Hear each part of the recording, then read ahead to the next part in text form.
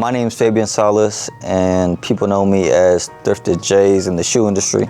I went to elementary school at Oakdale, middle school at Bowie, high school at Caprock, and I feel like partying, I went through partying stage around like freshman, sophomore year, and I banged it out, and that's all there was, honestly. I don't drink or anything. So I feel like me going through the early life of barely drinking, getting to find out that that wasn't for me, definitely helped me now, because if I didn't drink back then I probably would have wanted to drink now or party now or do this or do that now. But I feel like getting out of them stages and actually growing, being young, has definitely helped me a whole bunch, and I'm very proud of it. I started selling shoes back in middle school, 7th grade year. I took a pair of Chutney 13s to my friend Angelo, and I had traded them for some Jordan 1 High 30th anniversary laser ones. But that was my first trade or transaction I ever did with a shoe. But getting into reselling, I got into reselling back in 7th grade as well. But to get the money to resell a shoe, I definitely started by cleaning shoes, re-gluing soles to shoes, painting shoes. I used to paint shoes from top to bottom. Full-on restorations, cleanings was the best one. Doing all that had definitely helped me get the money to buy a pre-owned shoe from Facebook Marketplace, because at the time I feel like Snapchat was definitely not my social media at the time. I didn't really run Snapchat until probably like sophomore, junior year of high school. So finding Facebook Marketplace on my parents' phones and using that to go and meet up with random people to sell and buy used sneakers or lowball them for $50 and sell a shoe off the street for $120, and then I profit $70 in between, whatever it is. That's definitely the way I started, and now I can say anybody can start. You don't really need much money to start reselling shoes or reselling anything, as long as you got the knowledge and willingness to do so. It was back in 2019 going into 2020. I got fired at Blue Beacon, lost my job, and then I needed to make some extra money, so I went back to doing what I used to do, which was sell shoes. I stopped selling shoes while I was working at Blue Beacon, and I needed a way to find income, so I got back into selling sneakers. Snapchat, using Facebook, using all the sources, and I was making really good money doing it. I'd leave home with 4 or 5 pairs of shoes, come back with money, and my mom thought I was selling drugs at the time, so she'd check my boxes every time I leave the house or come back from a transaction.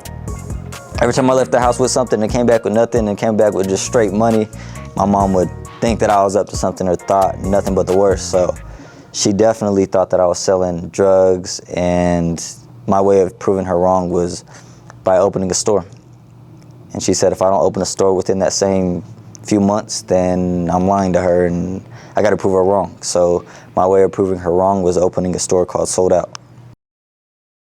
Insomnia has been open now for 2.5 years, going on 3 years. The brand alone, definitely I had thought about it late at night one day. There's a club in Las Vegas called Omnia. I have a buddy that used to live down there, and we used to go out to the clubs, and just hearing that name up and down the street or the strip down there, it's crazy to know that whenever you hear that word, that's the best club they got down there. And it's a really lavish name, so I feel like thinking about it late at night, and then I put it into ChatGPT, something that mean like sleeplessness or something that had meaning to it. And that's where the name was founded, Insomnia, sleepless. So now like the meaning we have for it is losing sleep over something you love. I definitely didn't think that we had the impact that we did have up until we very first started selling shoes, from getting into a shoe store. As soon as we started, I felt like a lot of people had actually followed rather than just were customers. More or less of customers than just the average customer. Like me knowing a person on a personal level and them actually showing love outside of, you know, the work area. Say, for instance, we Tit and Totem. I'd be shopping with, or somebody from Tit and Totem would be shopping with me, and the best way to put it is they'd show love to me, or they'd throw me a free drink, or they'd be like, oh, I support what you do. And they'd always give me a rundown of, you know, appreciation, basically. And it just shows how they look up to in some sort of way, in some sort of fashion. So I feel like that's what showed me the impact, I guess. I feel like since opening the store and gaining more recognition, it has changed my life a lot more due to the fact that now it's opened many more doors, such as like construction. I'm about to start a construction business, construction roofing. And I feel like I won't have the business knowledge or the people around me that have knowledge on construction or on roofing or on this or on that could help me and guide me, or my customers that are coming into the store that I built this relationship around the past six and a half years. I feel like now building that type of connection with my customers, I have I've looked at it as more of like an opportunity to start this business and gain traction for construction and for this and for that. But I look at it as more like a way to do things and use people to your advantage, and same with them, use other people. I could always help somebody that needs help with either starting a business or opening their stuff, or on a personal level if they have problems or they need to talk to somebody as a friend. I'm also here for that. So I feel like it's definitely helped in the most possible way. I met so many new people with the store, honestly. One piece of advice that I would tell my younger self is definitely that it's more than okay to fail. It's actually better to fail young or at any age, it don't matter. But today is gonna be the youngest you're gonna be ever. So I feel like if you fail today, it's gonna be the best. I've had a few other businesses other than just a shoe store. So me learning based off the L's that I had took, whether it was money, whether it was knowledge, I'm more of a hands-on person. So me failing and me having to learn how to overcome a lot of this stuff has definitely showed me a different mindset.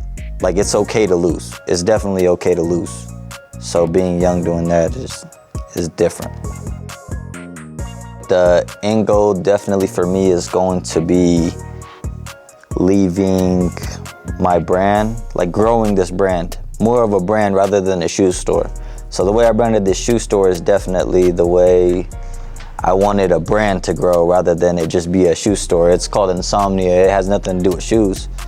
Something that I could always translate over to another business, such as, that's what I'm doing right now, construction. Whether I want to open a candy shop called Insomnia, whether I want to open a venue called Insomnia, I want it to be more of a brand type deal, something that could last forever. So as far as me expanding the brand, like I was just talking about earlier, it has brought to my attention that we do need to start something else that don't really have as much of a ceiling as the shoe industry. Because in the shoe industry in Amarillo, I feel like you could only make this certain amount, or you could only do this great, basically. Shoes is only here for a certain amount of time, to where it's like people, it's the, how would you say? It's the wave at the moment. It's the wave at the moment, but eventually it is gonna die down. And I need to start looking into other ventures, and that's why now we do want to broaden our horizon to opening that construction business like we had talked about earlier. And we will start doing roofing, construction. By the time you guys see this, y'all are more than welcome to, get free estimates. Insomnia.com, that's our website. Most of our social medias will probably be linked to this video. But as far as that, we're ready to go for construction, and we have a great team behind us that's still going to keep the store going, and we're just taking on more projects, so be ready for that. Shout out the Friday Show guys. Thank you for letting me on the podcast today. Shout out ZBE Banks, and you guys make sure to tune in to Zombies Bar and Grill. We're going to be having a concert there, so make sure to go by 7 o'clock. Shout out to Friday Show, guys. Thank you for letting us come on this pod. Fuck no, I'm gonna redo it. Thank you for ever. So I feel like leave